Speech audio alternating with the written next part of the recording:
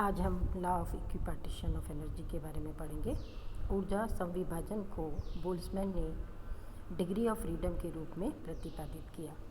तापीय साम्य में किसी डायनेमिकल सिस्टम के कणों की प्रत्येक डिग्री ऑफ फ्रीडम की औसत मान समान होता है कि बोल्ट्जमैन 1/k और इसका मान 1/k2 के बराबर होता है।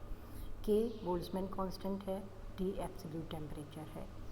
अणुगति सिद्धांत के अनुसार किसी गैस की स्थायी अवस्था में अणुओं की गति के लिए u² बार v² बार w² बार 1/2 c² बार के बराबर होता है।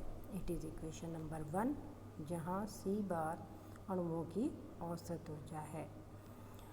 u बार v बार w बार क्रमशः x y z दिशा में घटक हैं। मोनो एटॉमिक गैस अणु की डिग्री ऑफ फ्रीडम 3 होती है।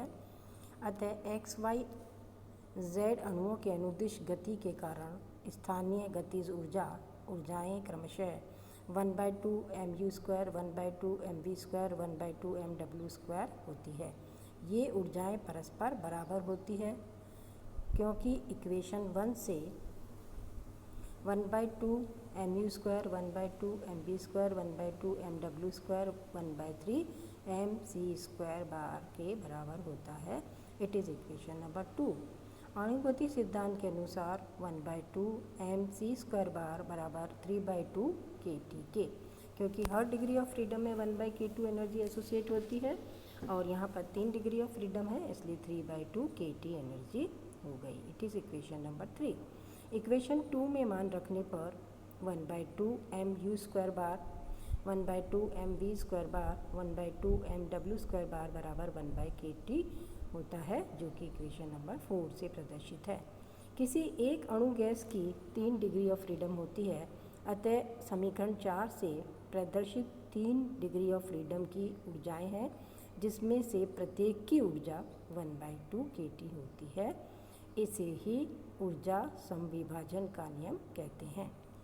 अब हम बात कर रहे हैं, जैसे अभी हमने मोनोएटॉमिक अणु की तरफ देखा, अब एकल अणु के समान ही डायएटॉमिक और ट्राईएटॉमिक अणु में भी प्रत्येक डिग्री ऑफ फ्रीडम में ऊर्जा संविभाजित होती है एवं इसमें प्रत्येक का मान 1/2 kT होता है।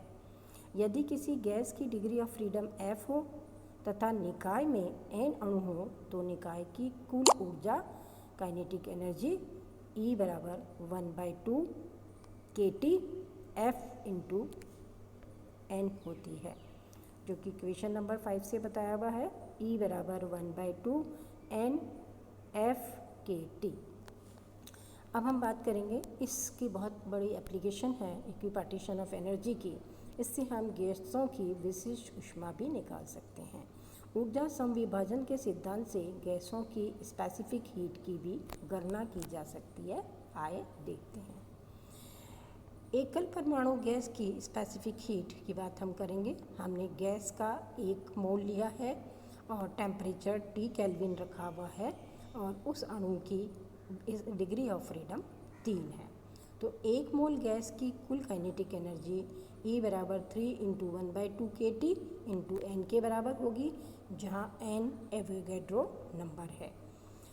E बराबर 3/2 RT, क्योंकि हम जानते हैं R बराबर K × n के है, तो in term of R gas constant it is 3/2 RT। DE को T के विथ रेस्पेक्ट डिफरेंशिएट कर लीजिए, तो DE/dt बराबर 3/2 R के बराबर है इन जूल। और अगर हम कैलोरी यूज़ करना चाहें तो कैलोरी के अंदर DE/dt की वैल्यू 3/2 R/J के बराबर होती है, जहाँ J जूल कांस्टेंट है। 1 मोल गैस की नियत आयतन पर स्पेसिफिक हीट की गणना कर रहे हैं अब हम, तो CV बराबर DE/dt, तो आप जो ऊपर E है उसको डिफरेंशिएट कर लीजिए, तो which is 3/2 R/J। This is equation number 2। 1 mole gas की नियत दाब पर स्पेसिफिक हीट क्या होगी? अभी हम जानते हैं कि Cp - Cv R/J के बराबर होता है, जो कि इक्वेशन नंबर 3 से बताया हुआ है, और ये कैलोरी यूनिट में है। Cp बराबर 3/2 R/J plus R/J which is 5/2 R/J के बराबर है, जो कि इक्वेशन नंबर 4 से प्रदर्शित है। चूँकि R की वैल्यू 8.32 जूल, J की वैल्यू 4.2 जूल प्रति कैलोरी होती है, तो इन दोनों की वैल्यू इक्वेशन 2 में 2 और 4 में सब्स्टिट्यूट कर दीजिए। तो CV बराबर 2.98 कैलोरी और in term of joule 12.47 joule, CP is 4.968 calorie और 20.78 जूल। अब हम गामा निकालते हैं। गामा जो है वो CP/CV का रेशियो होता है। तो CP/CV का रेशियो आप वहाँ से वैल्यू CP और CV की सब्स्टिट्यूट कर दीजिए, तो आपके पास आता है 5/3 विच इज़ 1.667। इक्वेशन 2 और 4 से प्रदर्शित है कि CP और CV नियत रहते हैं, ये टेम्परेचर पर डिपेंड नहीं करते हैं। प्रैक्टिकल वैल्यू भी इस तथ्य की पुष्टि करती है। इसके बाद हम डायटोमिक अणु की विशिष्ट ऊष्मा की बात करते हैं। डायटोमिक मॉलिक्यूल के पास डिग्री ऑफ फ्रीडम 5 होते हैं, 3 ट्रांसलेशन संबंधी और 2 रोटेशन संबंधी। अतः एक अणु की कुल ऊर्जा 5/2 kT के बराबर होती है। 1 मोल गैस की कुल ऊर्जा कितनी होगी? 5/K2 × N। 1 मोल बोला है तो हम N काम में लेंगे और यहाँ पर N एवोगैड्रो नंबर है, तो E बराबर किसके आता है? 5/2 RT which is equation number 6। कल हम इसी आर्टिकल को फिर कंटिन्यू करेंगे। हम डायटोमिक मॉलिक्यूल के लिए CP CV की बात करेंगे और टेम्परेचर के साथ उनका वेरिएशन देखेंगे और इसी आर्टिकल को आगे कंटिन्यू कल भी किया जाएगा। धन्यवाद।